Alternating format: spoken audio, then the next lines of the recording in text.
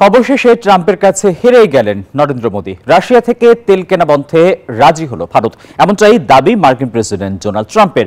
শুধু ভারত নয়, রাশিয়ার তেল কেনা বন্ধ করতে চীনের উপরও চাপ বাড়ানোর কথা জানিয়েছেন তিনি। তবে এরই মধ্যে ধীরে ধীরে রাশিয়া থেকে তেল কেনা কমিয়ে আনার বিষয়টি স্বীকার করেন ভারতের পররাষ্ট্র মন্ত্রণালয়ের মুখপাত্র রণধীর জয়সওয়াল। अपने किसानों का हित। রাশিয়ার তেল কেনায় ভারতের ওপর যুক্তরাষ্ট্রের 50% শুল্ক আরোপের পর ঠিক এভাবেই হুঙ্কার দিয়েছিলেন দেশটির প্রধানমন্ত্রী নরেন্দ্র মোদী।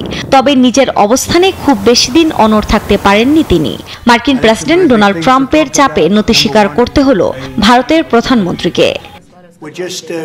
ওদের স্বপ্ন পূরণে পাশে থাকতে পেরে আমরা গর্বিত। শেষ পর্যন্ত রুশ তেল কেনা বন্ধের প্রস্তাবে রাজি হলেন মোদী, এমনটাই দাবি করেন ট্রাম্প। এই উদ্যোগ মস্কোকে অর্থনৈতিকভাবে বিচ্ছিন্ন করার একটি বড় পদক্ষেপ হিসেবে উল্লেখ করেন তিনি। ভারত রুশ থেকে তেল কিনছে, তাতে আমি খুশি ছিলাম না। তবে তিনি আজ আমাকে আশ্বস্ত করেছেন যে তারা রাশিয়া থেকে তেল কিনবে না।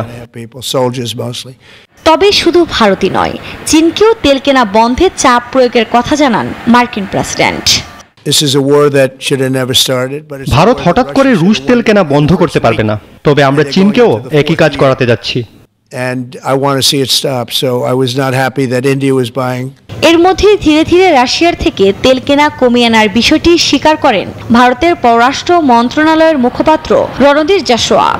গণমাধ্যমের প্রতিবেদনের তথ্য মতে রাশিয়ার সবচেয়ে বড় রপ্তানি পণ্য তেল ও গ্যাস, যার প্রধান ক্রেতা হচ্ছে চীন, ভারত ও তুরস্ক।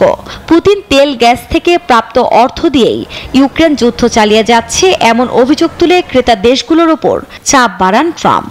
এদিকে নয়াদিল্লি দীর্ঘদিন ধরে সস্তায় রুশ তেল কিনে আসছে।